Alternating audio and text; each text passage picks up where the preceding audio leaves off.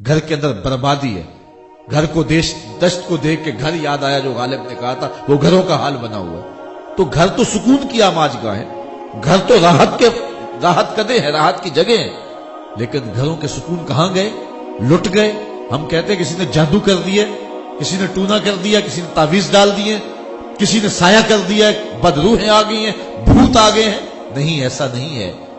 قرآن سے دوری کی نحوستیں ہمارے گھروں میں آ گئی.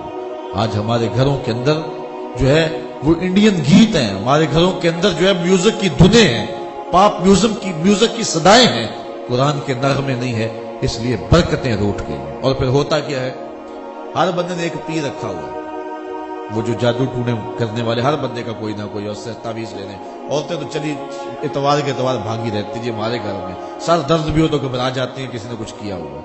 اور یہ اتنے خبیث اور بدفطرت لوگ ہوتے ہیں کہ الیاذ باللہ یہ جو کر رہے ہیں، روز آپ ٹیلی ویژن اخبارات کے اندر دیکھتے ہیں کہ یہ کیا کچھ کر رہے ہیں. اور ضعیف الاعتقاد طبقہ ہے جو ان کے پیچھے بھاگا ہوا ہے. یہ لوگوں کو مزید مریض بناتے ہیں، اور ضعف الاعتقادی سے ہی ان کی دکان چمکے گی. اس لیے یہ خاندانوں کو لڑاتے ہیں، آپس میں ٹکراؤ کراتے ہیں، اوہام، وسواس اور ان چیزوں کو انڈھیل دیتے ہیں. اب تو ایک نئی مصیبت نکلی ہے. جس طرح وہ پہلے سیاست میں مرد تھے، اب لیڈی کونسلر بھی آ گئی ہیں. اس طرح لیڈی پیر بھی آ گئی ہیں. وہ کئی بیبیاں ہیں، وہ کہتی ہیں ہمارے اندر غوث پاک حاضر ہوتے ہیں، بستیوں میں، شہروں میں، محلوں میں. ایک کہتی ہے میرے اندر بابا فرید حاضر ہوتے ہیں. ایک بولی میرے میں حضرت سلطان بہو حاضر ہوتے ہیں. اور بدھو بنایا شوہر کو بھی اور آدھے محلے کو بھی. میں سادے لفظوں میں کہتا ہوں، حضرت غوث اعظم کو اتنا بھی نہیں پتا کہ غیر محرم میں حاضر نہیں ہوا جاتا. حضرت بابا فرید کو اتنا مسئلہ بھی نہیں آتا کہ غیر محرم عورت میں نہیں جانا. یہ جھوٹ، مکر، دجل، فریب، فراڈ.